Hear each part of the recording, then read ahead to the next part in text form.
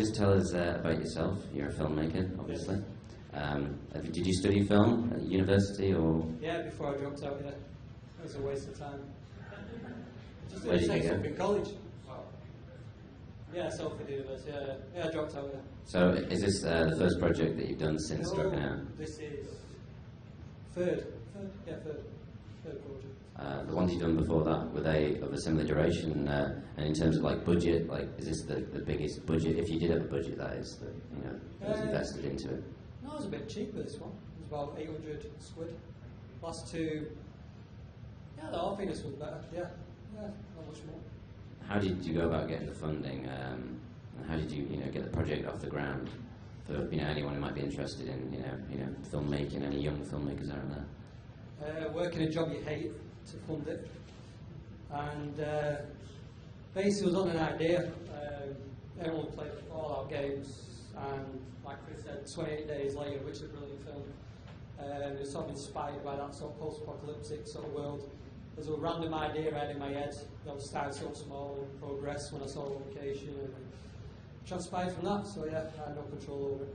So you get a lot of your inspiration from visual images, like locations like that beach. Yeah, location more than anything. Yeah, and then I have a random dream, and then I wake up and I think, I've got to do something about that.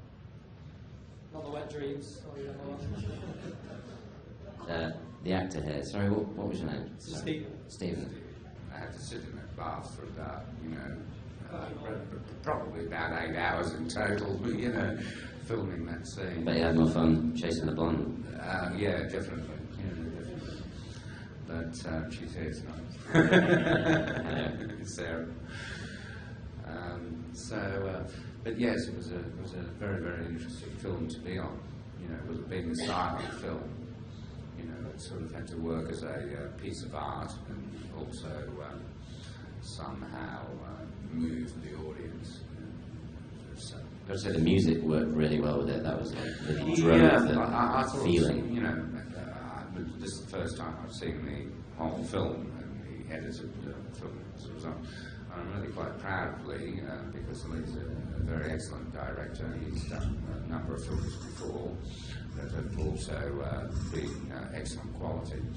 But I'm really, having worked on the film and now seeing it, I'm really shocked at how brilliantly the whole thing has come together, how it's all pieced together.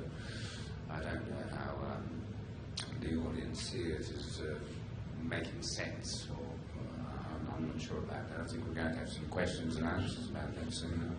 Can we take some questions from the audience? Can I just quickly say, the composition for the film was done by a music composer. The actual end credits were done by a band over there, Black Light Mutants. I apologise, I've not saw the lyrics or anything else yet, lads. I've had a bit of a problem with that, but I'll talk about it.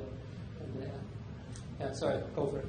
Yeah, do you want to, is it okay to take some questions just from the audience about the film? Because you were saying about its ambiguity, and I think it's one of those films that maybe if I watched it a few times, that's the idea of it. Yeah. Take it.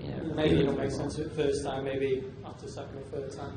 Does anybody have any questions in particular for these two gentlemen? Anybody? Well, when I just watched that, our first thought seemed about his wife, his girlfriend, and then further on to the end of it, I just thought I've been doing all group pictures, but whoever looks into it is their fantasy. Yes. To watch that and to watch the wasteland. Exactly, yeah. So you just, anyone, I can picture up loads of pictures, anyone else can, but we all have our own individual imaginations, which actually forwards elsewhere. That's what I bring to one. Yeah, that's pretty much spot on. And then when the Wanderer comes in, basically, he's taken away his world. Because the Wanderer's wandering about, comes across this sort of basic, intact building, it's a rarity, electric running, etc.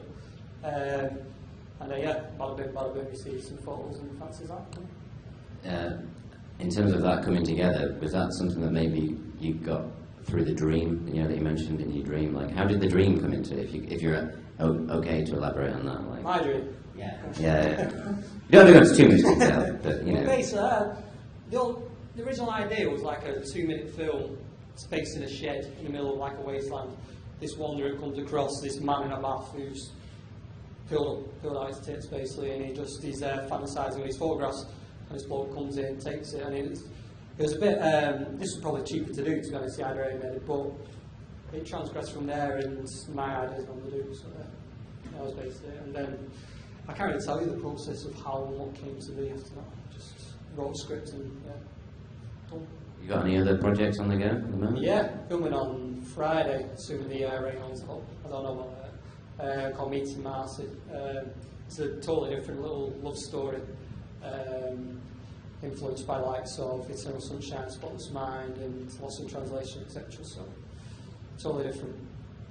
You've got the apocalypse out of your system. This I've got out of system now, I'll be happy for a change. Cool, cool. Well, we all will soon. It's nearly the end of 2012, so I'm sure it'll be fine. We'll stick together. Cool. Yeah, yeah. Well, thanks for coming along, guys. Nice to meet you. Thank you.